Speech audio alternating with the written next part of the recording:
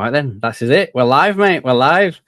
Everybody, hope you're all doing well. I'm joined by Scott today. Some of you may know him from like Cop Talk and over here recently on the streams as well. He started up his own podcast, that LFC podcast. So I wanted to get him on and talk about it so we can get into a bit more detail and let you guys know about his podcast. I've listened to a fair bit of it, to be fair. So yeah, it's worthwhile listening to, guys. Do you want to just introduce yourself a little bit, Scott? And yeah, we'll take it from there, mate. Yeah, so like I kind of come across you guys through like Cop Talking on here as well. I do a lot of other things away from football, so like strongman powerlifting and coaching, and that's kind of when I've done like podcasting. It's mainly been about, but yeah, I decided to talk about football, Liverpool mainly. To be honest with you now, just a few things happened kind of behind the scenes on the strongman stuff, which I'm kind of losing that enthusiasm for it anyway.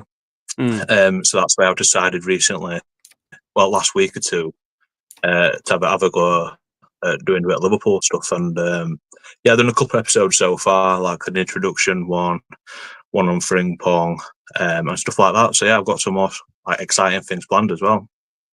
Yeah, I've just loaded up your Patreon now. I'm actually going to put it in the chat. So if people want to go and have a look at it and stuff, the link is just here. Should be popping up anytime now. There we go. So yeah, we can go and listen to that. I mean, so I guess where to start, mate? I mean, do you want to talk about like the whole Liverpool thing, like how you became a Liverpool fan? Because obviously you're from Yorkshire, just like me. So do you want to go into that as well? Do you want to go into that a little bit?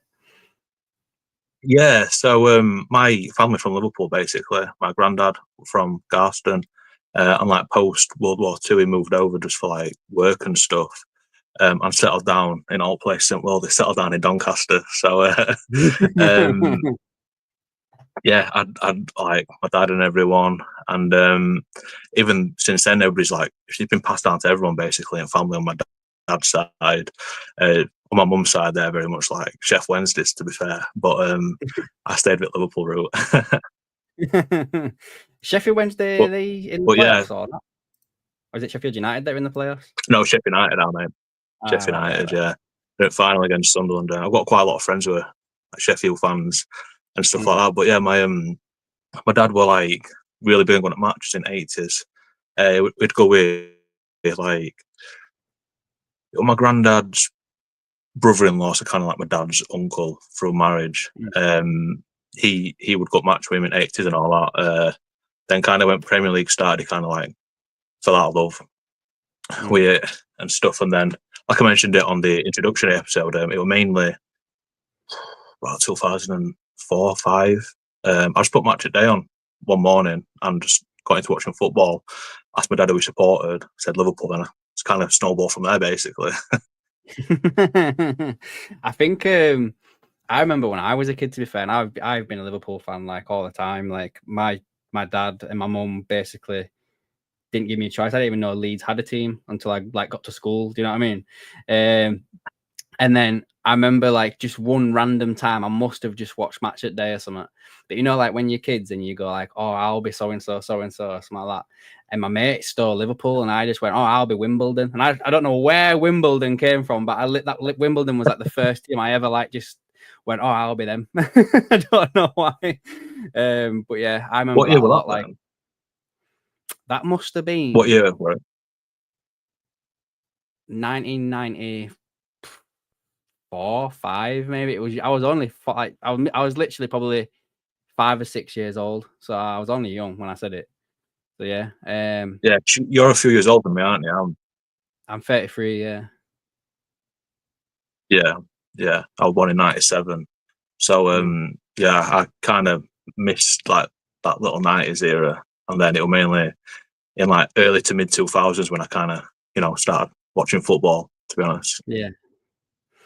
Yeah, I was always into football when I was a kid and stuff like that. I remember like getting like the papers and like changing the Premier League table around every weekend and stuff like that, watching teletext.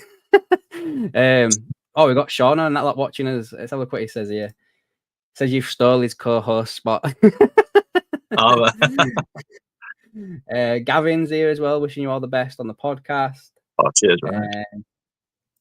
And then Sean says Wimbledon were nearly moving to Dublin before the formation of the MK Dons. I didn't know that, mate. That's a good one. Didn't know that one. I didn't know that either. Yeah. What's your I guess to stick with like Liverpool themed questions for you then, mate. What are probably some of the best memories you've got of being a Liverpool fan then, like growing up and stuff? Like I said on the intro one, the first couple of years were like Istanbul, then the Gerrard final against West Ham. Then they were like I said, I kind of got catfished, to be honest with you. I thought, oh, this is good. This every year, cup finals. Then obviously we had the final against AC again in that round 07. I was convinced we were going to win. I was so confident, like over it, confident kid. Oh, we're going to do them again. Obviously, we come up short that time, but yeah, I'd probably said that mainly them two, and then it was pretty. And obviously, we had quite a few rough years after that. Paul Higgs and Gillette. I couldn't sleep that week. I know, like, I was only young at the time, and it was like, well, what's going to happen to ownership and stuff like that. It took a long time for us to kind of get back to where we are. So apart from them first couple of years, I'd probably say the best memories are the most recent ones under Klopp, and then Slot this year, to be honest. Yeah, I mean, I'm probably in the same boat with that, to be fair. I just remember like watching Match at Day a lot when I was younger, and seeing and remembering like moments of when Leeds were in like the Champions League and stuff like that, and all my mates like celebrating being in Champions League, and then Leeds beating Liverpool regularly when they had like Mark Viduka and like Alan Smith and who was the other lad? Yeah, they had another striker that was like Mark Viduka. What was he called? I can't remember who he was. There was like Lee Boyer, Viduka, Kewell, Smith, Ian Hart, all them. My mates just absolutely loved it, and Johnny Woodgate and stuff like that. So I remember when Leeds was a lot more successful. So I'm actually, to be fair, with how young I was, I'm kind of surprised I didn't actually like become a Leeds fan. Yeah. With all like the stuff that was going on. But no, I stuck it out with Liverpool. So yeah, that wasn't too bad, to be fair, and it's worked out in the long run because look at them now. Well, to be fair, I think my earliest memory of Leeds would probably be when they're in third division. When they beat United in that FA Cup game at Old Trafford. Jermaine Beckford scored. Oh, Jermaine Beckford, yeah. It must be about 10, 15 years ago, maybe. I don't know, something like that. That's one of my earliest memories of Leeds, to be fair. Yeah. They're in third division, so yeah. But, as well, though, I know that this is a Liverpool podcast, but I was thinking this the other day when I was at the Leeds parade, like with kids and that. I was like, I remember some of the old Leeds kits, and like my mates used to have them, and they used to have some really nice kits back in the day, I thought, anyway. With like the blue and the yellow, like away kits. I used to love them, to be fair. Like, I never had one, but like when I used to see them, I thought, oh, they were all good then. Didn't Tim Flowers kind of remodeled it though, haven't they? Yeah, They've remodeled like the badminton kit, aren't they? Yeah. I was in Leeds not long ago, and I went past Club Shop, and it's just like big yellow Club Shop, and I'm like, what they're doing? Like, this looks wrong. Leeds.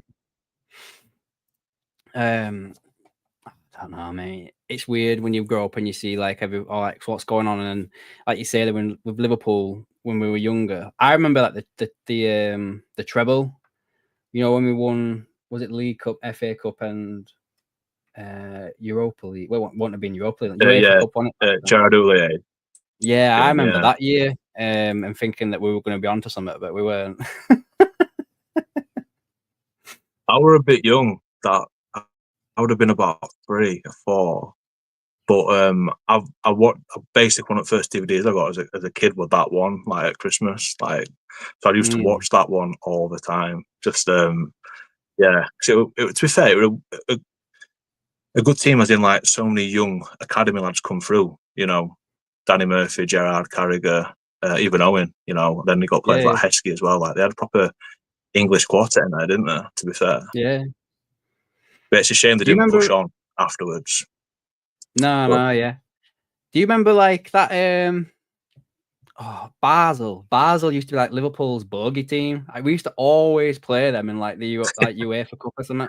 Like, we always played Basel. I never even fucking heard of them.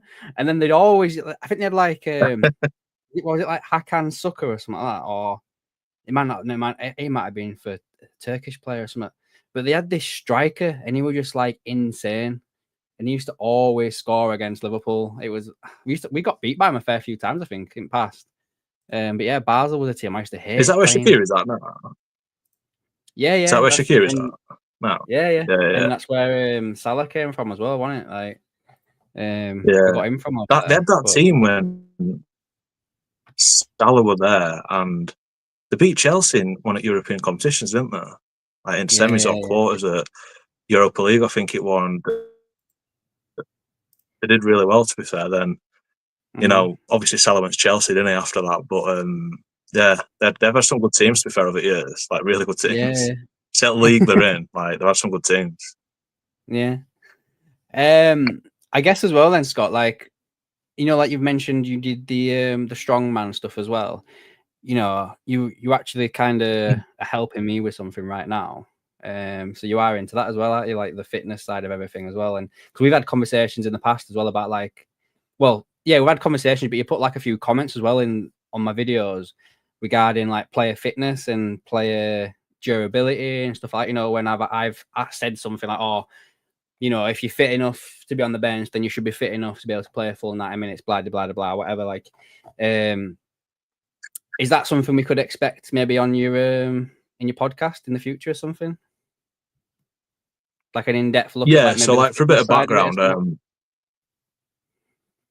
I come from a sports science background. So at uni I did sports science, I've done like different training qualifications. Like I said, permanently now I focus on like powerlifting and strongman for myself, but I've got experience and qualification like scheduling and periodization of programs for players.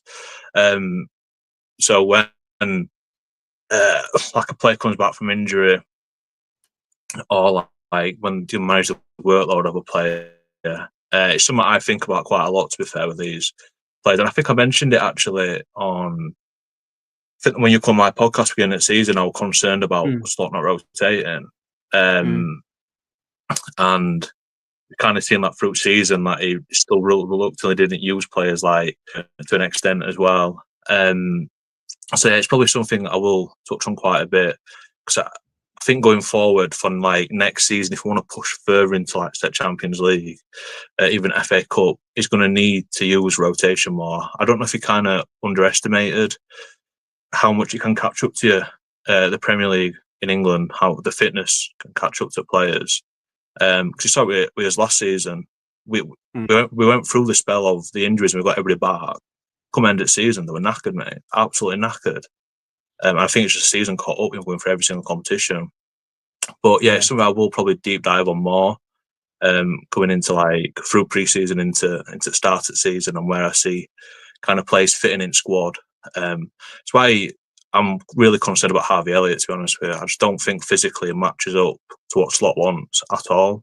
Even though he's an unbelievable player, he wants that engine, that Szoboszlai type engine doing the press. And I can't see Elliott breaking into that position at all, especially now we're linked with Florian Wirtz, and I think Simmons at Leipzig, he'd be a good shout, to be honest with you, in that position. Seeing he'd probably go for cheaper as well.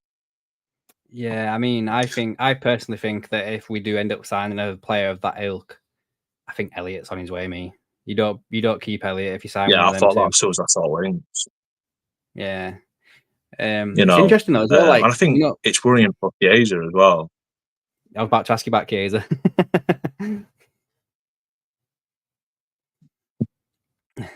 Do you think there's anything in that? Chiesa, like, the reason why we've not seen him? I think it's different. It's weird because we should see him more. We should see him more on. Since we've won league, I don't understand why he wasn't. He only got like 10 minutes against Chelsea. He wasn't in squad against Arsenal. If we're planning for next season, I don't really understand why he isn't involved. To be honest, I don't get it, because I've said it on one of the podcasts I did. This month is like so important. We could potentially win or have been in a position to challenge next season due to this month, kind of recovery of players, trying new things in matches like tactics, but also then trying players in different positions and giving some of the squad players a little bit more time on the pitch, which we haven't seen this season. So I'm surprised he hasn't played Keza more, to be honest.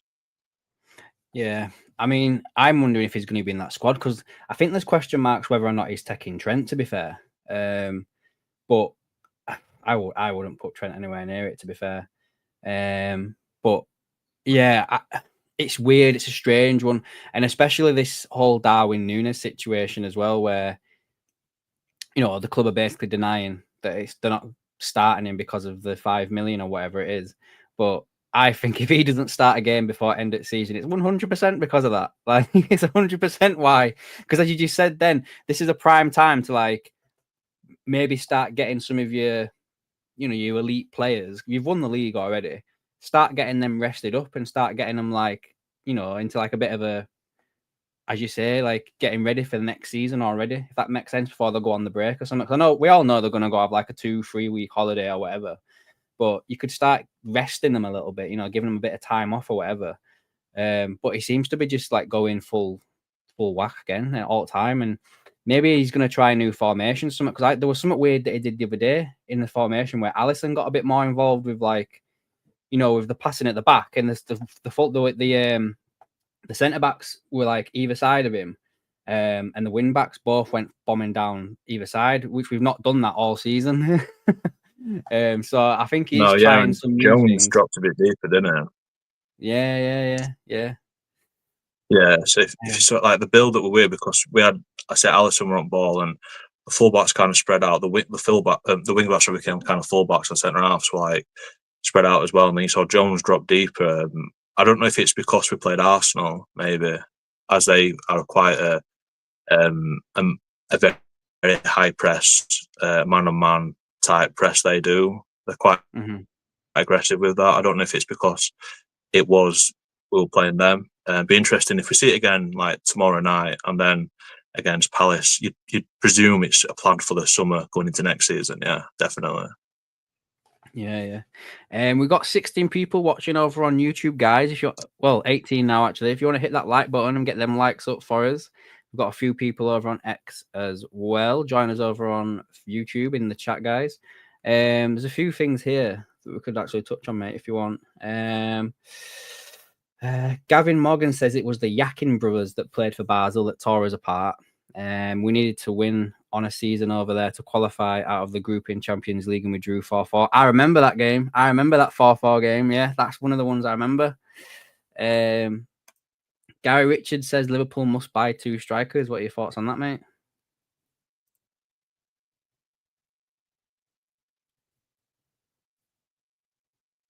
You all right, Scott? Can you hear me?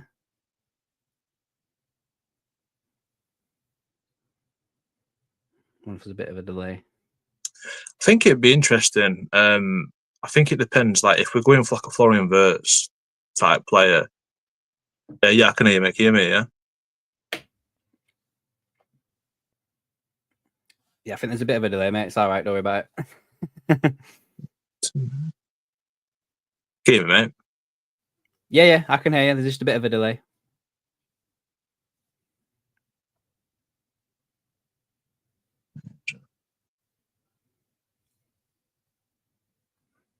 You still there, pal? Yeah. Wait 2 moments. Yeah. Wonder if he's delayed. Tell you what, Scott, do you want to drop off and come back in, mate? It seems to have all frozen now, mate. Tell you what. I'll just wait for him to get sorted, guys, down there. Oh, it seems to be. Is it working now for you, Scott? You seem to have frozen a bit, mate. You still got me, yeah?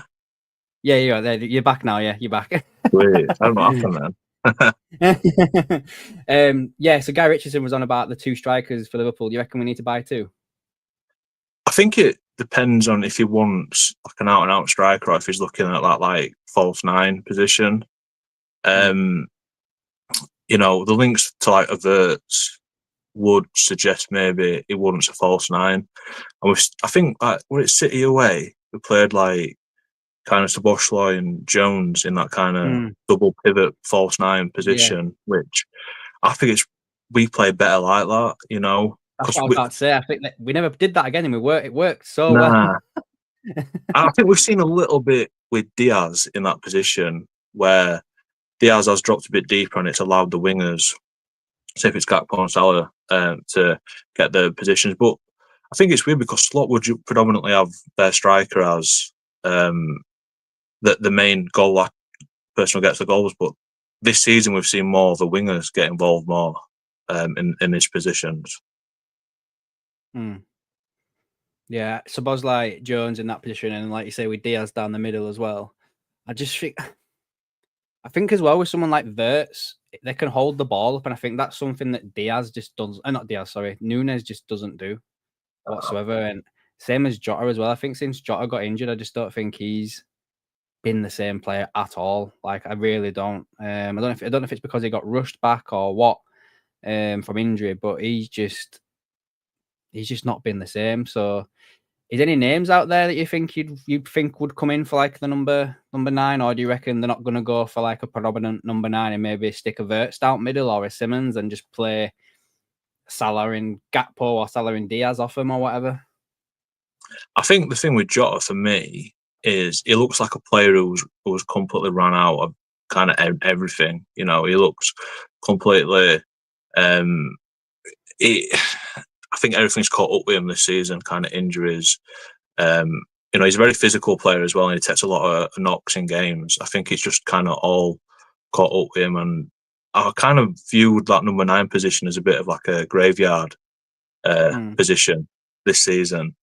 Everyone who's kind of played it has predominantly struggled in that position. It doesn't matter if it's been Nunes, Jota, Diaz. When he got put into the middle at first, I think he did struggle. I think recently he's kind of like adapted it, and he has got a little bit more joy out of it, but obviously he does prefer to play out wide. I always thought this summer we'd look at like a Cunha or a João Pedro type player. Let's be like, I think a perfect player for Slot would have been prime for me, Roberto Firmino. That type of player would have been absolutely perfect for this team, completely. You know, if go back in time and get him, I think he'd want him. No, yeah, I agree with that, and I do, like I say, I do wonder if that's why they're thinking of Florian Wirtz then, because I know just put it out there to start with, like I might get egg on my face for this, but I don't think Liverpool are going to sign Florian Wirtz. I don't think that's on the cards whatsoever. But someone of his mould, people have been saying like, oh, so what's going to happen with like say Szoboszlai then? Like, where's he playing? Because obviously he'll take up his position. But I think if you do bring, if we'd sign the number 9 and Wirtz isn't playing as like the false 9, I can see Szoboszlai dropping back in and rotating with McAllister as the player who plays alongside like Gravenberch or someone like that. And then, but again, if they do play as a false 9, which is something I've not actually thought of, then you can do what you did again, like with Jones, and have Wirtz or Simmons doing the double pivot thing with Szoboszlai all over again, because they can both do both things. Do you know what I mean? Yeah, I agree with you that I don't think Wirtz will come. I don't really understand the mindset of the club when they put, oh yeah, we're interested in a Wirtz. We did it with Kvaratskhelia in January as well, and I don't really understand the thought process in that, because it's clear that Kvaratskhelia wasn't coming. They were already going to PSG, and I think now I still think Wirtz will go to Bayern Munich. I feel like it's more of a tactic from either Leverkusen or Wirtz to get more out of Bayern Munich, either transfer fee or wages. I don't really see him coming. I can't see us spending like, what, 120, is it? I don't know what it's a mad number, ain't it, they're after? Well, I think it's 120 if it's Bayern, but anyone that's not Bayern, like in Germany, I think you can get him for like 80, 90 million or something. 89. Is that euros? Yeah, I think so. I know the 120 odd euros that I've seen, so I'm not sure if the 80 or 90 that I've seen is pounds or euros. To be fair, I couldn't remember. I'll have a look, see if I can find it. Yeah, I still can't see it, to be honest.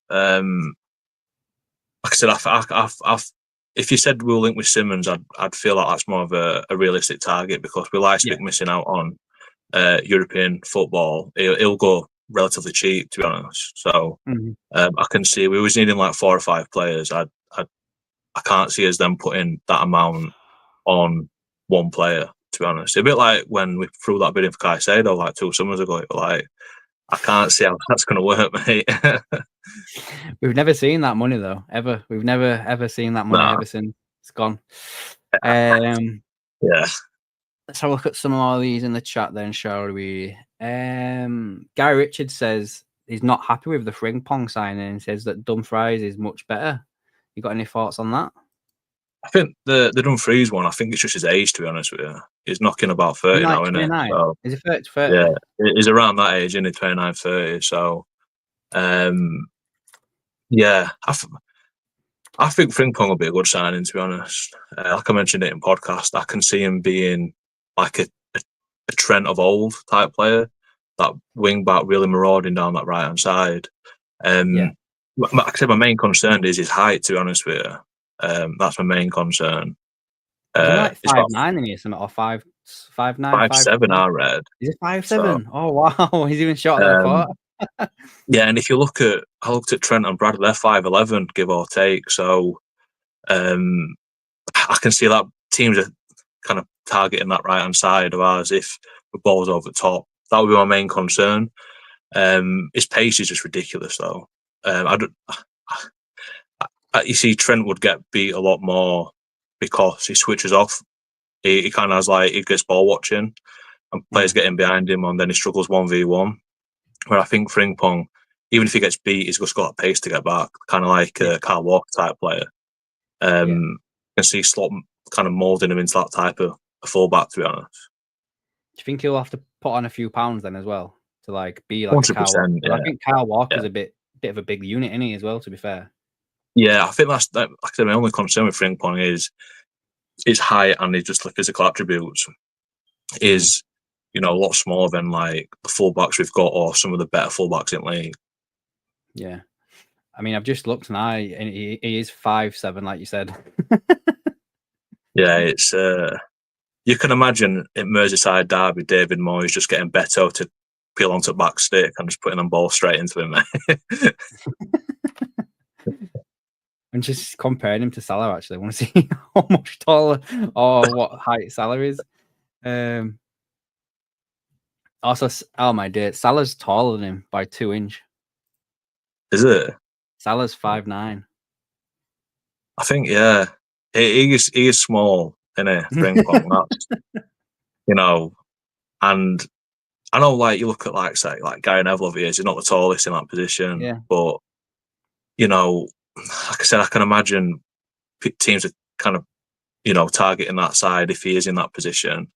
But yeah, that's my main concern. Overall, I think he'll be a great signing. He's only 30 million quid as well, so it's not, I can't imagine him being on massive wages either. I think I read he's on about 75,000 euros there. Yeah. So I can't see him having much more than 100 here to start off with. So I think he can cover that right hand side.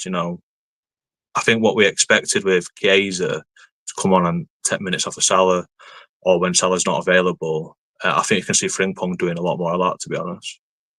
Yeah, I was actually going to just ask some, actually. Do you think there's a world in where we start Bradley at right back, Frimpong at right wing, and move Salah into the middle? I can see them two starting at right side together. I've never been a fan of Salah up middle.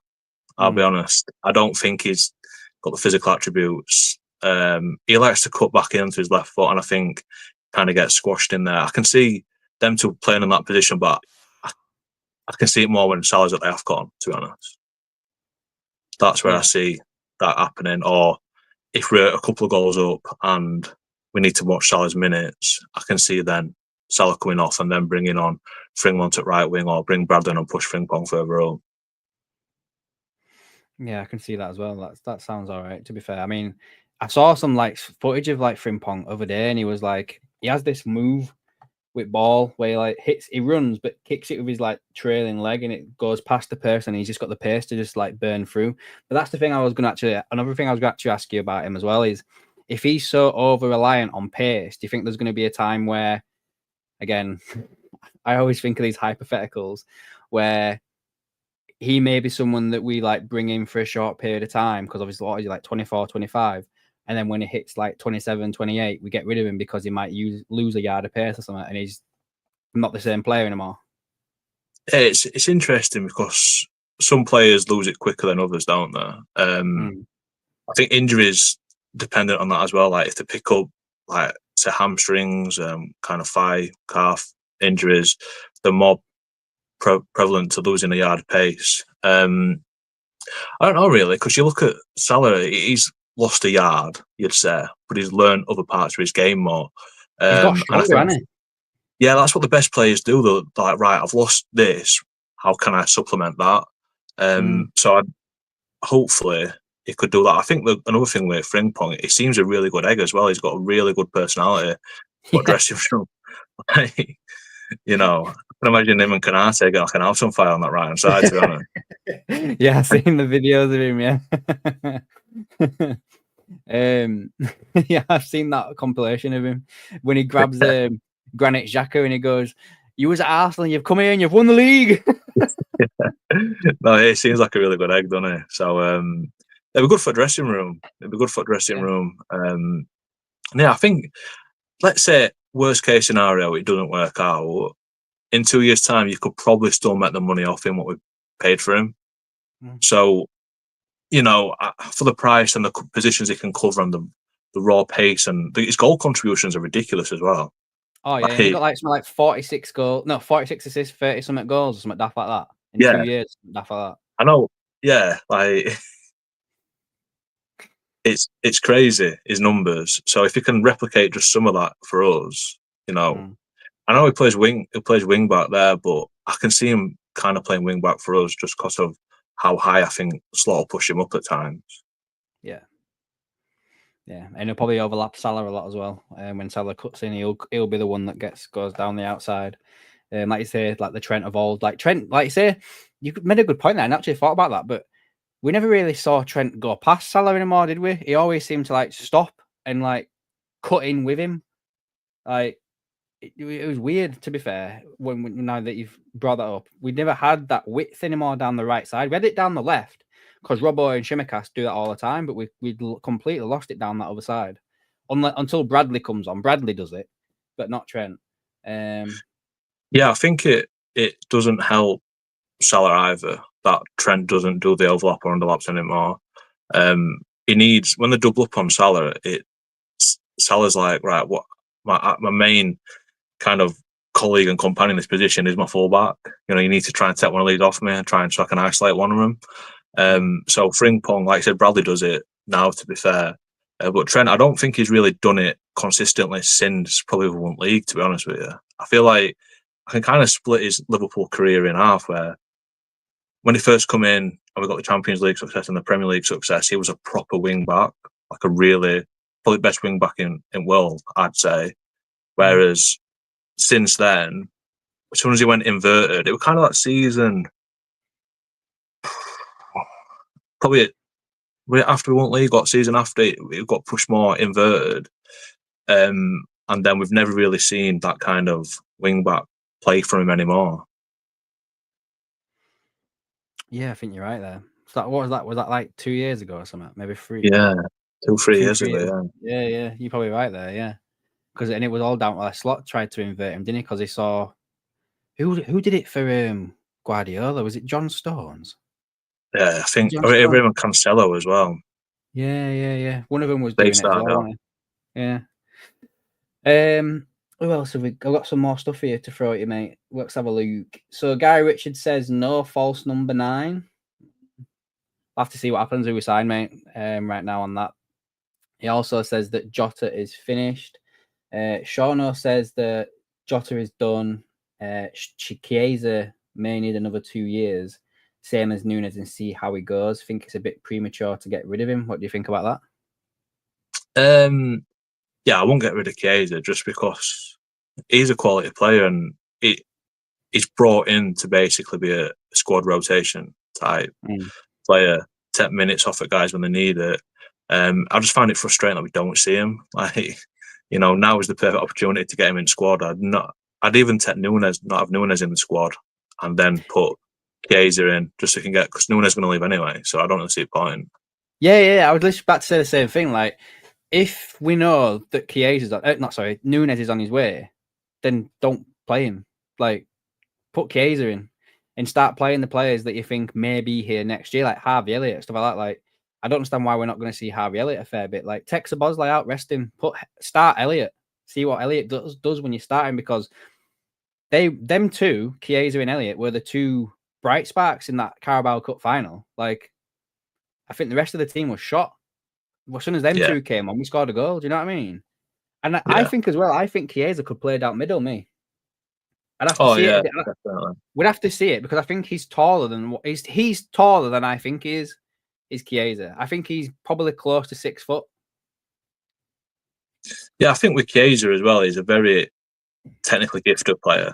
You know, if you get too tight to him, he'll just turn you. You can go either way on both feet as well. So he could definitely, I think he'd be more successful than a Jota out middle at the minute.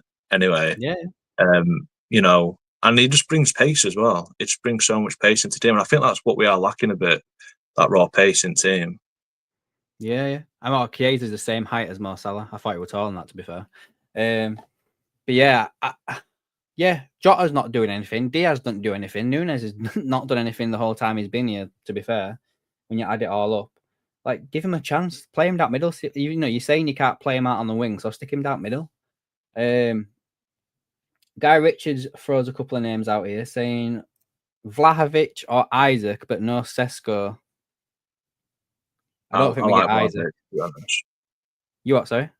I like Vlahovic as a player. Yeah, I do. I feel like he can do like the typical 9 role very successfully and very well, but he can also link play up really well. He kind of gives you the best of both worlds. You know, you can see he can play, like, if you want him to play up front and just like a Haaland type role, he'll get you 25, 30 goals. Whereas if you say, we need to drop a bit deeper, link up play with wingers, stuff like that, he's got it in his locker to do that as well. Yeah. I mean, I liked Vlahovic back when he was at Fiorentina, and I don't understand why we weren't in for him then. But when you read that, well, it wasn't even a book, it was an article, wasn't it, when they say that it was Klopp that pushed for us to sign Nunes and Pep Linders, and the team wanted to sign. Who was the player that they said they wanted? Was it Nkunku? I'm sure it was from Ian Graham. Maybe. I'm sure he said that they wanted Nkunku and Klopp and Pep Linders wanted Nunes. I'm sure it was something like that. But Nkunku has been injured anyway, hasn't he? So, I mean, I saw the rumours with him about being linked with Liverpool, but again, age. I think he's like 27, 28 now. He's too old. So he'll be on big wages as well at Chelsea. So we're not going to take him, and he's not going to come for a pay cut. He'll come either for same terms or more, ain't it? So he's not. That's not. I can't see happening.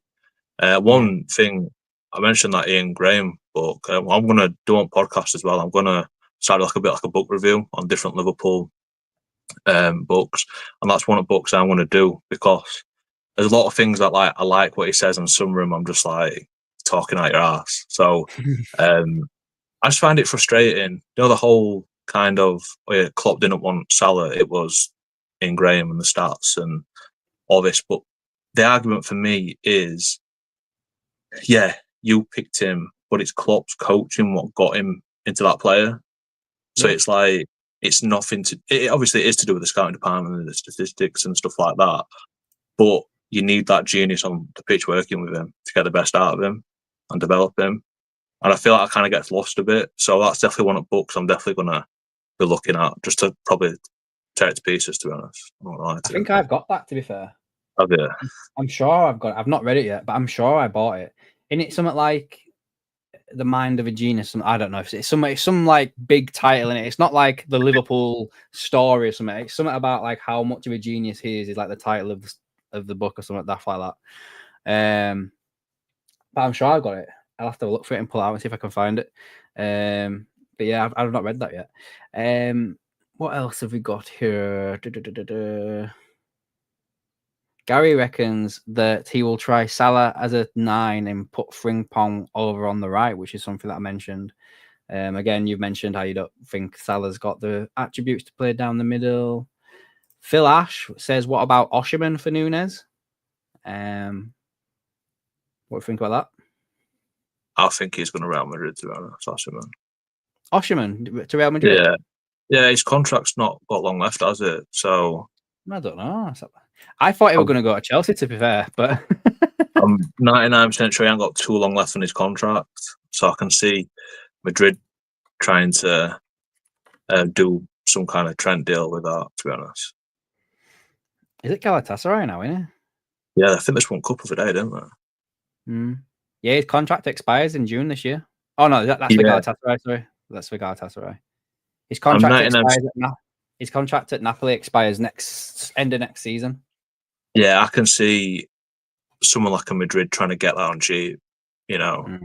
I think they'll be moving a few players on anyway, Madrid, aren't they, this summer? And so I can see a bench of that position coming through. Because I thought Haaland would have gone, to be honest with you. But he's been shite this season, though, hasn't he? Like, it's just the contract he signed as well, though. Yeah. Like, is it 7-8 years or something he signed? Something like that? Mad, yeah. And it's big wage as well, isn't it? Yeah. There's got to be a clause in there somewhere at some point for him to go to. Because I always thought he was going to do it. Didn't his dad mention, like, Germany, England, Spain kind of route he wants to go down? So I'd be surprised if not a clause in that contract. Yeah, 100%, for like 100 stupid million or something like that. But talking about Osherman, I didn't even realize how. I know, again, this is the Turkish league, but he's played 39 games in all competitions, 35 goals and 8 assists. He gets a goal or assist every 86 minutes. Well, in that Napoli team, him and Kvaratskhelia ripped us apart that day, didn't they? Yeah. He ripped us apart. He's still only 26 as Osherman, so he's not too much older than Nunes. Nunes is 25, isn't he? I can't imagine his wages being that high either if he's run his contract down at Napoli. You know, I can't imagine there being a big wage on there. So, I mean, it could see it because it won't cost much for us to get him, to be fair, a year on his contract. Yeah. But I could see a Madrid type Bosman deal the following summer for him. Makes sense, doesn't it? Makes sense a little bit if he goes to Real Madrid and that. But then where would he get his minutes at Real Madrid? Because don't Mbappe play down the middle? I think he prefers to play on left, though, doesn't he? So I feel like his most natural position is on left wing, so I could see him there. I see him front middle. That's what I presume. But then again, they've got a new manager now, haven't they, coming in, so that could all change. Yeah. Like Alonso plays normally like 3 at the back, doesn't he? With 5 in midfield and 1 and a 1 or something like that. I can't see him doing 3 at back at Madrid, though. I'm not going to lie to you. Maybe, I don't know, actually. They've got Huysen now, haven't they? Dean Huysen. That's all done and dusted. I just think with 3 at the back... Sorry, go on, mate. I just think with 3 at the back, it requires such a load of energy from the players in midfield and attack, like closing down that counter press. And I can't imagine him getting Vinicius Junior and Mbappe and them type players to put them yards in, to be honest. I just can't see it. Yeah, it'd be interesting to see what he does. I get what you're saying. I mean, I always kind of thought that Trent was going to come into Real Madrid and take over Modric's position and play in midfield alongside Bellingham and Camavinga or something, or Valverde or someone like that. Do you know what I mean? We'll have to see what happens. Like you say, new manager now. I didn't even... Do you know what? There's a lot of stuff where you've mentioned it today. I've not even thought about it. Like the whole Xabi Alonso thing going to Real Madrid. Not even thought about that. Like what? To be fair, though, I think this is why I started up podcasts. Because, mate, honestly, apart from when I'm training and that, I literally think of football 24/7.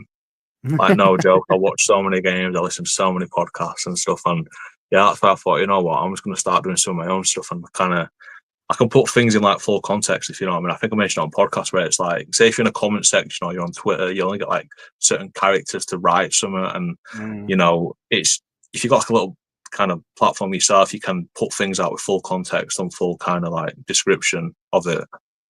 Yeah. Kind of why I wanted to get you on today, mate, as well, to be fair.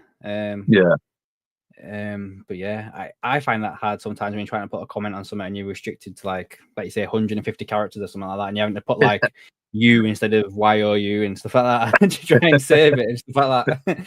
And then it just comes out looking like gobbledygook. Yeah. So Shauna says here that it's not about the inches, it's about the girth. Gary Richards says that he would sell Jota, Chiesa, and Diaz, as Chiesa won't get better, and a goal-scoring midfielder is needed. I think that's a fair point regarding, like a goal-scoring midfielder. I think McAllister and Szoboszlai have chipped in here and there, but we don't have that, 10 to 15 goal a season midfield, to take a bit of the slack away. Yeah, I think we've definitely got better from the goal contributors in midfield. A couple of years ago, it was very much we'd get nothing from midfield. But now I think Szoboszlai's got about 15 goals and assists in league this season. I'm not sure on Maka's numbers off the top of my head, but I think Jones is about 3 goals, 3 assists in league. So if Jones could get to like double figures for goals and assists, and Maka be around that number as well, it would supplement the strikers a lot more. Because a lot of our stuff really does come from wingers. I thought we were heavily relying on wingers on the clock, but this season we've been so much more reliant. It's kind of been like Salah's sound is getting you 30 plus. Then we've got the 2 lads on the left hand side who between them are kind of getting probably Salah's numbers. And that's kind of where it's mostly come from. So it'd be interesting what happens next, if that continues, or is it just because the player profiles we've got suits that now? And then if he brings his own players in summer, do we see more goals coming front middle from midfield, or is it still with wingers? Well, this was one of the things that was mentioned last summer, I think, about how much reliance Arne has on his wingers and stuff like that. Because I think we were linked with a fair few wingers as well in the summer, like Bakayoko, for instance, and stuff like that. And I do wonder as well, if Salah's going to have another Ballon d'Or type season next year as well. I hope so. Because did you see the interview with Gary Neville? No, I've not watched it. I've seen little snippets of it. Because he mentions in that about how Slot asked him to start doing this one thing, and we've seen Salah banging the goals in, but then Salah actually said himself, he says I think teams have cottoned on to that now, because they're marking me in the position where I wasn't normally used to be, but now I'm there. They're marking me there now. So he says I need to mention that to him so he can give me something else to do. And maybe that's part of the reason why we've not seen Salah score so much. It happens every year, doesn't it? Every time we get to January, Salah just drops off a cliff on the scoring side of things. I think Salah's been very unlucky last few games. He's put a few on a plate for some lads and they've not took him. And against Leicester, he hit the post, it trickled across the line and hit the other post and went out. And I'm just like, how? Well, I think he usually does drop off, but I don't think he has this season. I think it has just been, he had that purpose, everything went in for him and everyone was scoring chance to create. And I think he's just going through a little spell now where, for whatever reason, he can't find back at net. He's still getting the chances. He's still creating the chances. It doesn't look like his legs have gone at this stage of the season like we saw previously. My main worry is next season is AFCON. It's when he went last time and he come back. That's when his legs were gone. That back end of the season. That's my worry going into next season. I think that's another reason why Frimpong signing is such a smart move. It adds that other cover with pace on that right hand side. Yeah, 100%. I mean, we can manage Salah's minutes as much as we want over the course of a season to get the best out of him. But as soon as he goes to the AFCON, like you just say, they'll play him every game, every minute. You know what I mean? For course, at tournament. In AFCON as well last time, which they went through group stage, then every single knockout game, they went to penalties pretty much. They had extra time penalties, every single one, all the way to the final as well. So his numbers would have been absolutely ridiculous what he played in that. I'm not being snobbish. Their pictures aren't amazing either. Their pictures, they're not the best. And I think something happened this season where they decided not to play him in one of the Egyptian games because the pitch wasn't amazing and they didn't know a high possibility of injury. So I don't think that's well and good now, but if that's AFCON, you're still playing him, mate. You know what I mean? You're still going to play him. Oh God, fingers crossed. Like, I want all players to succeed when they go to international, but it's just where they put the AFCON. Like, I understand for like weather reasons and stuff like that, but could they not put it at like the end of the end at season or something? That's the reason why I think most people in Europe don't appreciate it. It's not the fact that they don't think it's a decent tournament for like African players. It's because of when it happens, and it takes away from like it was meant. football. Yeah, it was meant to be this summer originally. I think they did pencil it in there, but they had to move because of Club World Cup. So then, problem is, they had the Club World Cup this summer, and then they've got the actual World Cup next summer, and it's like, where can they put it back in? So they've had to put it back into the original sport. But for me as well, the Copa America and the Euros play at the same time. So just play the AFCON at the same time as them. Just have that them three kind of running together. Yeah, makes sense. I've just got them stats up for the main three midfielders that scored goals for Liverpool. So we've got who's this one? Szoboszlai, 47 games, 7 goals, 9 assists this season. It's not bad. Curtis Jones, 44 games, 3 goals, 7 assists. And then McAllister, 49 games, 7 goals, 6 assists. So he's the one that's played the most. Got any more comments to have a look at? Let's have a little look. Phil says we should swap Osimhen for Nunes. There was that thing in the papers, wasn't there, that apparently Napoli wanted Nunes, so that could be on the cards. To be fair, we could do that. Jen's with us. Afternoon, Jen. What's this that Sean's put in? Uli Hoeneß on Florian Wirtz speculation, Bayern Munich chief. What I can tell you now, you've been writing nonsense for weeks about him going to City, even though he was at Liverpool. We'll provide you the facts at some point, not more speculation. That sounds like he's off to Bayern Munich, doesn't it? I'm going to be honest. Like, there's not a European club I don't like more, apart from Real Madrid, than Bayern Munich. I feel like how they act in Germany, like they just take whoever comes second in the league. It's like, Sam, we'll take your manager and we'll take your best players every single summer, and it's like, how can that be a competitive league?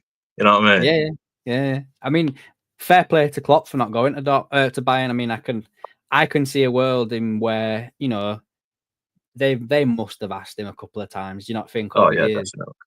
100% must have asked him. 100%.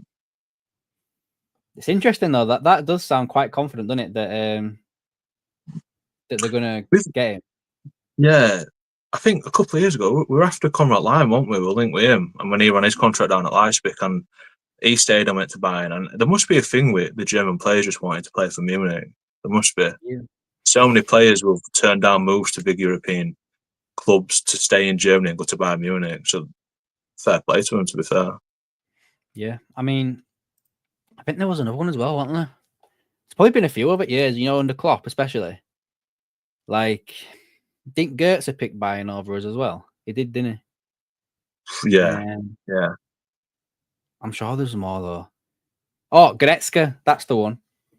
Leon Goretzka. Yeah. We could have got him on a free transfer. I fucking love Leon Goretzka. I think not now. I think he's obviously declined a little bit over the years, but in his pomp when he played for Schalke and then he started playing for Bayern Munich, I thought he was one of the best midfielders in Europe. But I think injuries caught with him, unfortunately. Jen says Nunes will be sold. Kelleher and Shimikas also. Jota, 2 strikers needed, left back and a midfielder. I guess coming towards the end of the stream, mate, like what positions do you think Liverpool should look going forward then? Because for me, I'll be straight up honest with you. I think signing a right back first, that surprised me. I thought it would have been a left back or something like that. Is there any... What position do you reckon is the most need now then? What's next? Well, obviously, I think a couple of days ago, James Pearce said left back was priority then. But for me, right back always has been for a simple reason. We know Trent will leave him. Where it's like the future's still uncertain on the likes of Tsimikas. We don't 100% know if he's leaving or not. So it'll very much get that done. We need, because I think Gomez will leave. I think we need like a centre half who can cover multiple positions, a bit like a Gomez type player. the lad at Leipzig, I always forget his name. I think he's quite prevalent at doing that. His name eludes me now, though, to be fair. But yeah, left back. I think midfield. I think Bajcetic's going to come back in. I think he's quality, absolute quality player by Stefan Bajcetic. He definitely deserves a chance to prove that he can kind of play alongside or rotate with Gravenberch. And then up front, it depends who leaves, mate. It depends who leaves, to be honest with you. Nunes, obviously, it looks like he's definitely off. I think Jota, there's a high possibility he's off. So we probably need a couple in there. And then, yeah, that's probably about it. I'd personally keep Diaz. I know you're not biggest fan, are you, Diaz? Not really. I just don't think he's... There's just the odd occasion where, like, yeah, you can run with ball, mate. You don't do out with it. Yeah, I think this season's probably one of his better seasons, I'd say. Yeah. Started off really well on left-hand side. I think he was a little bit unfortunate of the timing of when Slot decided to push him down the middle. He kind of struggled in that period of time, but then I think he's come through that and, really been important. I think I mentioned on podcast, I think him and McAllister in this like little running we had were two of the most important players for us to get us over the line, to be honest.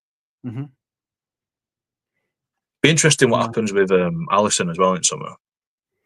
Yeah, I kind of was like 50-50 with that for a while. And then I thought, no, he's going. I'm back to thinking he stays for another year now, me. Yeah. I was same. I thought as soon as Mamardashvili was announced, I was like, well, that's Alisson probably gone next summer. But as the season's gone on, I think we can say to Mamardashvili, listen, you go work under Alisson for a season, and there's probably going to be a time where Alisson misses a couple of months anyway that season. There's a high possibility. And even if he doesn't, you've learned under best goalkeeper for a season, and then probably at that stage they might look to move Alisson on potentially. But we've seen which game we're at, PSG away, mate. Yeah, I know you can't. This is the thing. Like you can't, can you? You literally can't let that go, mate. You can't let it go. Nah, you can't. You literally can't. I mean, like that first half could have been a cricket score. 100%. It's like the thing though with Mamardashvili doesn't really do much for him is Valencia had a shite season, and he's not really put many good performances in. I would say. They picked up a bit when the West Brom manager went over. His name eludes me again. I think they've climbed to about mid-table, and he's done all right in this like run-in. But yeah, they struggled for a lot first half of the season. But since then, he's done all right, and he was good at the Euros. We're good at Euros. Yeah. I think personally, my worry would be is if Kelleher leaves, we keep Alisson as number one, and we loan out Mamardashvili. That'd be my worry because I'm thinking, shit, we need Alisson to do a full 38-game season plus European football and internationals. Everything. So that would be my worry if we did that. I think we'd leave ourselves short in that position. So for me, I'd rather Mamardashvili stick around for the season for that case as well. Yeah, I can't see them loaning out Mamardashvili again. It don't make no sense. No. I think one of the things I'm worried about right now as well is the homegrown quota. Like, you've lost Trent. We're talking about Kelleher going. There's rumours about Harvey Elliott. Yep, you've brought in Jeremy Frimpong. But, you're probably left with what? Gomez, Kwanzaa, Frimpong, Jones. Is that it? Bajcetic? I mentioned this on one of the podcasts. Said that's the good thing about Frimpong is it replaced the homegrown for homegrown. So we've ticked that one off. But if you think Kelleher's leaving, Gomez could leave. Then there's like the question marks over Elliott. There's a big home quartet. What could be off, and then the main players we've been linked with are players abroad at the minute. So no, that we could see. Depends what comes available at market, but. What do you think of Kwanzaa anyway? What do you think? I think that if we could, I would loan him out for a full season. I personally think he needs to go and just play because I think I mentioned it on one of the streams. I do think once he makes a mistake, his head's gone. I don't think he's mentally. And I don't mean this to. I've always got to preface stuff nowadays. I don't mean to like belittle like mental health or anything else when I say this, but I do think he's got a mental issue where he can't overcome it. You know what I mean? Like it plays on his mind. And I do think that social media doesn't help the situation because, like, when he's made a mistake in the past, all the fans have jumped on his back or whatever. And he's like, oh, fuck, here we are again. Do you know what I mean? Like, yeah, I think the problem as well, the position he plays, like it's so much harder as a younger player to come into like the defensive positions because you'll make a mistake. There's a high possibility it's leading to a goal. When you're playing further upfield, you know, you miss a chance, you'll get another chance. You know, you'll misplace that pass, it doesn't really matter. There's 7-8 players behind you to cover you up. And when you're playing, especially not as much this season, but last season, how Klopp plays, where the centre halves are literally on the halfway line, and you'll make a mistake. You saw the pass for Van Dijk at Old Trafford; it was a minimal mistake, got punished. You know, I think he's a quality player. I think he's young, he's raw. I think he's one of them where I'd be upset if we let him go because I feel like there's a player in there. But it's in a way, I think it might be a blessing we missed out on the Bournemouth centre half, just because more possibility to keep hold of Kwanzaa and develop him. I still see them going to get a centre back though. I can see like I know people think that Hato's like a left back, but I think he could come in and be the successor to Van Dijk. I don't know what you think or if you know much, but about Hato himself, but I don't know. I literally just think he would be a really good centre back as well as a left back. Yeah, he is good. He's young though, isn't he? That's the thing. He's really 19, young. I think, maybe even 18. I don't know. For me, I think we might target someone like an age bracket between Kwanzaa and Konate, just to try and bridge that lack of inexperience. If Gomez goes, that's a lot of experience for losing at back line. We bring another kid in, so then we'll have like say Van Dijk. Say if we sign Hato, for example, we'd have Van Dijk, Konate, then Kwanzaa and Hato in defence, and it's like that's a big lack of experience for me. Yeah, no, I get it. I mean, as well, like if the question marks about Konate as well, like, you know, if he was to, if he don't sign the deal by July, I'm moving him on. I am not having a situation like Trent all over again. Do you know what I mean? Yeah, I think he'll sign, to be honest. I don't see. Obviously, he's been linked mainly with PSG and Madrid. I can't see. Well, Madrid have just spent 50 million quid on Højlund, aren't they? So, and they've got quite a few centre halves. I think Van Dijk will play a big part in getting him signed as well. You know, them two are seeing to put a big partnership together this season. But it's one of them though. It's like to catch-22. It's like you could sell him for like say 40 million last year's contract. You could bring somebody in who's not as good, and that could effectively not mean you win league next season. Or you could have the risk of losing him on a free, but then he could help win another league title. And is that 40 million quid, do you think? Would you rather win the league or cash it on him? You know what I mean? Oh, I think I'd rather win the league, in all fairness. That's why we don't disagree. It's one of them where, I think he's got a bit next contract done after Bradley's now been done. Konate's contract's got to be high priority. And then obviously future Diaz as well. But is Robertson, has he got a year left now? Was it 2? Yeah, I think next year he's in the same spot as Konate, Yeah. I think it's a bit easier on Robertson one because obviously we know he wants to stay, and I think he could end up being like a Milner type 12-month rolling, you know, type contract. But Konate, I think it's catch-22 what you do with him, to be honest with you. Yeah.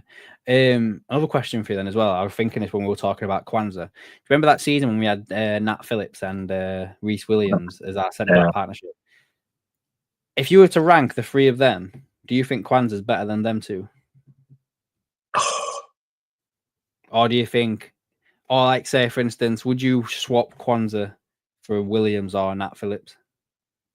Not Williams. I think he's a good pro Williams, but he's not like he's doing well in lower leagues. You know what I mean? He's doing well. I think is it Morecambe he's on loan at, I think, off the top of my head. if it come down to between Kwanzaa and Williams, who do I think's a better centre half? I think Kwanzaa is. But if he said to me, who's not going to make a mistake and who's like a seasoned pro, you're going Nat Phillips. And that, you know what I mean? Where it's like that kind of lack of experience what Kwanzaa's got, Nat Phillips makes up for, you know. And he's come like a seasoned pro. And if you said to me, I want one of them to play tomorrow to Winners League and not make a mistake and help Van Dijk keep a clean sheet, I'd go for Nat Phillips. Yeah, I was going to say the same. Like, I would swap Nat Phillips in a heartbeat for Kwanzaa. I mean, I know he's older. Like, I think, where is he at now? Anyway, Nat Phillips, is he at Derby or something? I think so. Yeah, I think so. Have a look, see where he's at. But it's hard because I think Kwanzaa's got a high ceiling. 28. I didn't realize he was that. He's the same age as you, isn't he? Yeah, same age as me. Yeah. His contract expires this summer, so I'll be on his way. Another player's contract ran down. Yeah, sure, not listening. We've lost Nat Phillips, mate, for note.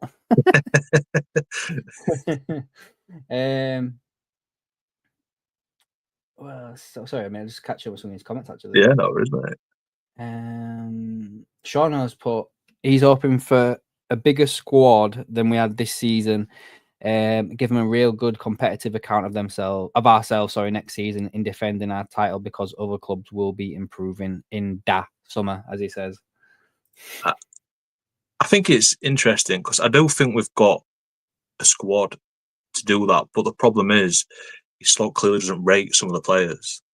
Like it's like, yeah, we've got a very good competitive squad, but the squad it's kind of reduced in size simply because Slot's looked at like 3 or 4 players and been like, yeah, I'm not playing here. And it's like how much like it's like an Endo for I love Endo, I think he's quality. And the job he played in this team. And I think he's better than people think.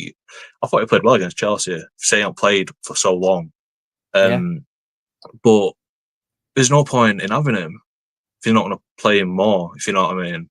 So he said to me, like, Endo goes, but we're bringing like a defensive mid who can take minutes off Graven Birch, help rotate more. I'd definitely take that, yeah. Gary Richards says Liverpool need 20 goals from the midfield. I don't think we're that far off this summer, but this season, sorry, but I get what you're saying. Miss Scusi was here. Buongiorno, mate. Hope you're doing well. Phil Ash expects Kerkez to be next after Frimpong. I think that's probably like the consensus, I think. But Ian Kin's got a good point here. Liverpool's left-back first choice is Kerkez, and we are respecting Bournemouth's position in respect of fighting for a European position, so nothing will happen till after next week. Yeah, I've got a funny feeling that Kerkez is done already. I reckon that one's pretty much signed, sealed, just needs to be delivered now. When does the window open? You what, sorry? When does the window open? June the 1st, innit? Because of that Club World Cup thing. Yeah. And then it shuts on June the 10th. And then I think it opens again back end of June or something. And it shuts early as well. Have you seen they've moved the deadline from midnight to 7 o'clock? I didn't understand that because they've said it helps staff get it done. I thought you give them less hours to do it. So how does that help them? I don't know. We're going to help you by reducing it by about 3 hours. How does that work? The thing is, though, as well, as I was contemplating doing like a deadline day stream or something, but I think there's not a point with Liverpool. Like, I honestly think this summer we're going to get our business done early. And then, put it this way, I think if we're doing deals on deadline day, something's gone wrong in summer window. Yeah. You know, something's gone wrong. If we're in that position where we're trying to get deals done. Yeah, and that's the thing though as well. Like, I think the British media has built up deadline day into this massive thing through Sky Sports. Yeah. And then, as you just said, then if you're buying players on deadline day, then something's fucked up because you should have had that player in already, learning how to play with your team, embedding himself into the squad because the season's already fucking started. I think the only time you could see it is if you suffer an injury in the first couple of games. Yeah, and it's like if you get a couple, say if like Van Dijk and Kanate go down with injuries for us, you'd be like, right, we need to bring in a couple of centre halves. You know, that would be the only situation where you'd see us hopefully in the market on deadline day. But yeah, hopefully everything's done by then. To be honest. Yeah, I'm just having a look now, like when it actually closes. Because doesn't it close before the season starts again this year? Or is Does it it still actually? 31st of August? Let's have a look. All right, okay. So the first transfer window opens the 1st of June to the 10th, shuts at 7 o'clock on the 10th, and then the second window opens on June the 16th, and shuts on the 1st of September at 7 o'clock. So you So know the first window. Is it every team can do that, or is it just the Club World Cup team? Underneath it says here, this special window accommodates clubs participating in the expanded FIFA Club World Cup. I'm gonna just ask. I'm asking ChatGPT actually. Hold on a minute. Yeah, I thought it was that. Right, they'll open a window up for them teams to buy who they want, and then just basically let them do it. Which I was like, well, that's a bit harsh to everyone else, to be honest with you. Yeah. Let's have a look what she says. Club World Cup. I've put in the first window, is it only for the clubs playing in the Club World Cup? So let's see what. No, everybody can do it. That's decent then. Yeah. That's good then. Yes, if you could smash a few deals out in that first window, then it would take quite a lot of pressure going into the main window, to be honest. I can Feels like see you've seen quite a lot of movement then, aren't you? There's been a lot of rumours over the last for all teams, and it's like, wow, there's loads. So yeah, I understand. I get it more now, to be honest. Yeah. Shauno's just put something in, but I'm going to catch up to that in a minute, Shauno. Ian Kane has said that Hato, well, he's put Halo, but he knows Hato would be my choice due to his versatility and potential as a project. I agree with that. Richard the Reds here. Hope you're well, Richard, mate. I'm guessing this is in relation to Nat Phillips leaving for nothing, Shauno. I think my issue with Hato would be if we signed him, would the club then be reluctant to get a left back? You know what I mean? Probably. And I don't want that to happen. You know what I mean? So it's like, I want both. yeah, you know. I think that's my only worry about that. If we didn't sign, say if Kirkes wasn't done, and then next minute Hato's been announced, I'm like, oh, does that mean we're not getting Kirkes because he can cover both positions? That would be like a typical Liverpool thing. Oh, I don't know. Why don't get like one player to cover both instead of like two individual players? Yeah. Bond says that Kwanzaa is better than Williams and Phillips. I think you said that like his ceiling's higher. Yeah, it is. He's a better footballer, but it's the fact that if you wanted like a seasoned pro to do a job right now and not make a mistake, you'd probably lean to one Nat Phillips. Shauno says that Richard needs to get his finger out. Some window closes at 7. Gary Richards got a question for us. Would you both sign Danny Almo? I don't know. I don't think so. I think it'd take a bit to get him out of Barcelona. Do you know what it is though as well? I'm quite reluctant to sign anyone from Barcelona that's going to help them in their financial situation. For me, they can just fucking sit there and stew. Yeah, they're not in a great position. Is it the 1-4 they've got the issue with at the minute, and then it's like they need to get back to 1-1. I think that they get reassessed beginning of June. I think. Yeah. You know, I can't. And back to be honest with you, by the time they've got, even if for example they pass that, after the window's not, you know, they've missed quite a big portion of getting plans done and getting everything sorted. So it's going to put them on back foot a lot going into transfer window. I mean, I don't know. I just refuse to buy anyone from Barca. The only lad I'd take from Barca is that Lamine Lamal, whatever you call him. I'd take him. Have you seen some of his goals recently? Fucking hell. I think, you know what, to be honest with you, when we sign someone from like a bigger team, traditionally they'd not do us good for us. It's like the lads we get from like Wolves, like type teams, you know, will come in and they outdo their potential more than them type of signings, which is, it's mad when you think about it, isn't it? Like, who have we signed from? Like, who was the last player we signed from? Like a big club, then, shall we say? Like, well, obviously Chiesa come from Juve, didn't it? So it's like Thiago will buy Munich, which obviously had more injuries than Ox come from Arsenal. to be fair, I liked the Ox injuries. Game for us. Yeah, it was just injured. I think he was like the first kind of midfielder we saw, which were like more of an attacking midfielder under Klopp. Yeah. Yeah, to be honest, I'm trying to think of someone from a big team who's coming and done. Am I going back to like Sturridge?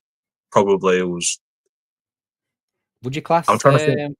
Would you class Torres from Atletico Madrid at the time a big sign for a big club at the time? I don't want. I don't know if class was a big club now. To be honest with you, I don't know. They don't. They don't win a lot, do they? You know. No. I suppose you're right. Yeah. I can't. One name actually. One name I forgot about strikers: Alvarez, Madrid. That's what I'd love. I would take him in a heartbeat. I think he's the perfect mold. I think. I don't think we'll end up with him though. I personally think if we get a striker, you're looking at someone like Benjamin Sesko or that Hugo Ekitike. They both just scream out as FSG signings. Yeah. But Alvarez would be quality, but yeah, he would be quality. Yeah, I wouldn't really class. I don't think I would. I don't really class him as a big club. Like when you think like as in context of what they won, and you know. No, I get your point. I do get your point. Yeah. Yeah, you probably are right there. To be fair. Let's look at some of all these comments here we've got. It can't be fair. No, it's not, mate. It's not Bonwith. No, it's not. Sean, Real Madrid, Liverpool, and City are all interested in Milos Kerkez this summer. Where'd you see that from, mate? I saw Madrid link with it the other day with him, but I think they've also just signed a left back as well from Benfica. Yeah, they signed that Carreras or whatever he's called. Yeah, I'm not too sure if the Madrid links are that genuine, to be honest. Yeah. Redman75 says, I think in the first window you're only allowed to sign up to 3 players. All right. That's I didn't know there was that either. Richard the Red says, well said about Barca. He also says we so need to get rid of Darwin as soon as possible. Need a striker badly. Gary Richards would push Maka further forward into the attack. I think you. I don't know. Maybe you swap Maka and Szoboszlai around, drop Szoboszlai back, and put Maka further forward. I'm not too sure. I think I was so frustrated last season when he was playing defensive mid. Oh yeah, I know. That was driving me insane, and I would just go in all the time to my mates like Gravenberch did it for Ajax. He played that position of mine. Obviously, I didn't think he'd go on and play as he has in that position. But at least he's got the physical attributes to do a better job, and you can then push McAllister further up. And that's a bit frustrating with Endo as well. He won't play Endo for ages, and I'm just like, you signed a defensive mid just to play McAllister there when he's got the attributes and the passing ability, everything. You're wasting in that position, you know. But yeah. Put him up alongside Salah. I think Bond mentioned. Oh, Salah. Signed Salah from a big club. Rome is a big club. Would you class that? When I said big club, I mean like more like a Madrid, like a Real Madrid. You know, like a really like elite club. You know, like say if I looking at Italy, I won't put them in top 4 or 5. If you know what I mean? Nah, both Milan clubs, Juve in it, type thing. Yeah. You know, but yeah. Yeah. Phil Asher's gone. See you later, mate. Hope you join me for the watch along tomorrow. I think, mate. I don't think I've got any more questions for you or anything like that. Like, is anything else you want to get off your chest or anything before we're still here, mate? No, I think got into quite a bit, haven't we, mate? Yeah, just if anyone's looking for a podcast to listen to, you know where I am. Got some good feedback so far on it. Yeah. So yeah, it's just I'll be covering a few episodes a week, just going through some Liverpool stuff. Like I said, just from like a complete fan point of view, no like pretend to be an ITK, no pretend to be some kind of tactical you see on Twitter, just me just watching and what I see from fan, and maybe try and get more fans' point of view across, because I feel like at the minute people are a bit frustrated how people are telling how fans need to act. You know, you got pundits and ex-pros saying, "Oh, you can't do this, you can't do that," without knowing the club or that fan base. And I think it's just be good then to be able to put a bit more context into that as well. So yeah, if anyone wants to go on board, it's all free. So jump on, yeah. Yeah, good one, mate. I will be plugging your podcasts for as many times all I need to make, because I listened to the first few of them and they're really, really good. I really did like I them. appreciate that, man. Cheers. Got a couple more things here for you, mate, before we do get off. Redman75 says that Bajcetic might be out for 4 to 5 weeks with his hamstring. I've not seen that. He didn't play last game, did he? That's probably why did he then. not? No, I don't think he played it. They got relegated, didn't they, Las Palmas, and he didn't play. So that's probably why he didn't play. All right, wow. I didn't know that. Endo should stay as a seasoned squad player. The lad hardly ever puts a foot wrong and always delivers on the pitch. I agree with that, to be fair. I agree. Only reason I'd think about getting rid is just that fact that Scott don't play him. So it's like, play him more or, move him on kind of thing. Yeah. And then, well said, Rich. Endo is the definition of a professional. So that's from Redman75. So yeah, agree with that. Right then, guys, we'll probably end it here. Scott's podcast is here. I will put it into the description underneath as well. So if you do want to go give it a listen, you can do. And as I said, I'll be plugging this tomorrow on the watch along as well. Scott, mate, thanks for joining me. Hope you've enjoyed it. Thanks for having me on. Yeah, might get you a bit more on here. Get Shauno with us as well next time, potentially. Yeah, definitely. Yeah. But yeah, whenever you want to come on, mate, there's a seat ready for you. Whenever you want to jump on, just let me know. Awesome. I always stream on a Monday, so if you want to jump on, just give me some notice and I'll send you a link. Cheers, man. But yeah, right then, guys, thanks for watching. I'll be back here tomorrow night, 7:45 for the watch along for the Brighton game. I'm going to bring them back as well. Sean's leaving. He's got a sulk on. Fuck off. But yeah, I'll be here live again tomorrow night, guys. So come and watch the watch along for that. But yeah, cheers, Scott. Thanks for joining me, mate. And I'll put your podcast in the description down below. So catch you later, guys. Oh, my screen's gone off. I can't see what I'm doing. My screen went dead then.